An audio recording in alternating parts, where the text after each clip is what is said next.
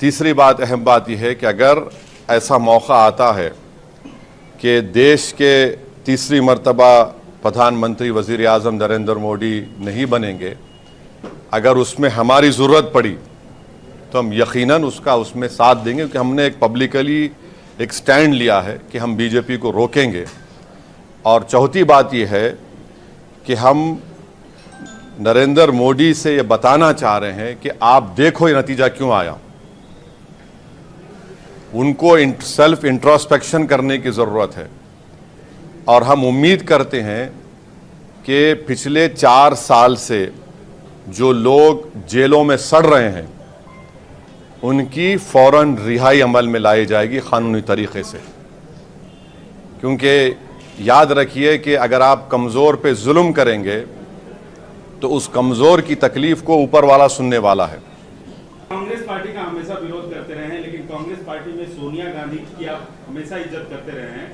क्या सोनिया गांधी आपको व्यक्तिगत तौर पे इनवाइट करती हैं इंडिया अलायंस में, तो आप जाएंगे? मैं केसीआर की भी इज्जत करता हूं, करते रहूंगा। उसमें उससे इज्जत करने में बुरी बात क्या है? नहीं, सुनिए,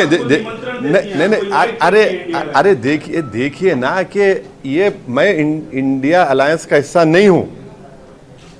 हम नहीं, निमंत्रण दिया जाता है, सोनिया गांधी आपको बाइज्जत इनवाइट करती हैं, तो आप आएंगे? अरे आप ये समझ रहे मेरी इज्जत नहीं है अभी?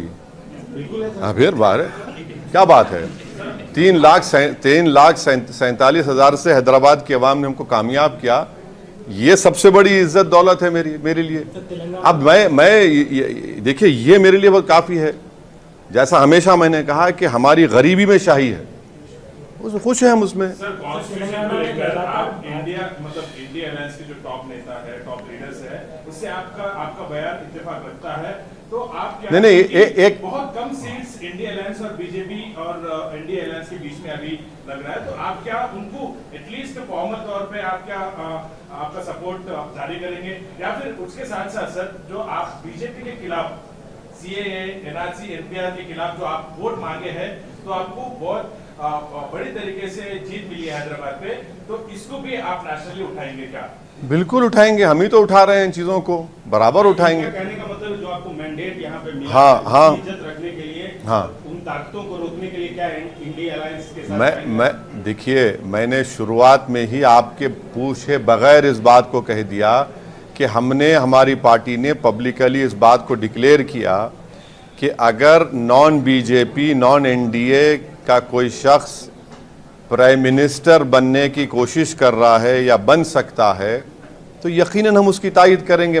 ये इसलिए नतीजा आया क्योंकि 10 साल में बीजेपी ने जो नफ़रत की सियासत की थी उससे आज लोग तंग आ चुके हैं।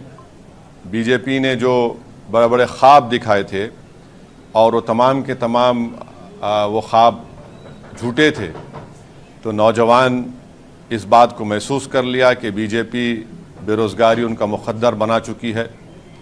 किसान परेशान था, दलित और ख़ास तौर से जो लोग संविधान को चाहने वाले हैं वो इस बात को महसूस कर चुके थे कि मोदी ने जो 400 पार की बात की वो सिर्फ बाबा साहब अम्बेडकर के संविधान को ख़त्म करने के लिए की है।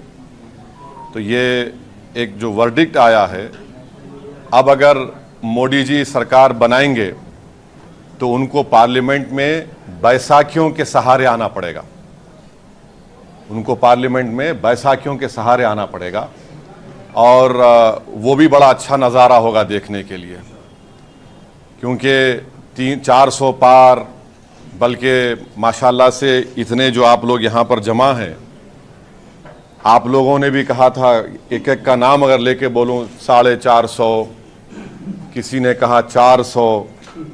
तो अंग्रेज़ी में एक कहावत है, you will have to eat the crow now, माने आपको कौवा खाना पड़ेगा। तो अब नहीं मालूम खाएंगे नहीं खाएंगे, मगर कहावत है। किसी एक माशाल्लाह एक साहब ने तो जो बड़े अपने आप को माहिर कहते हैं, उन्होंने कहा कि हैदराबाद हम नहीं जीतेंगे। खैर अल्लाह जो चाहता है वही होता है।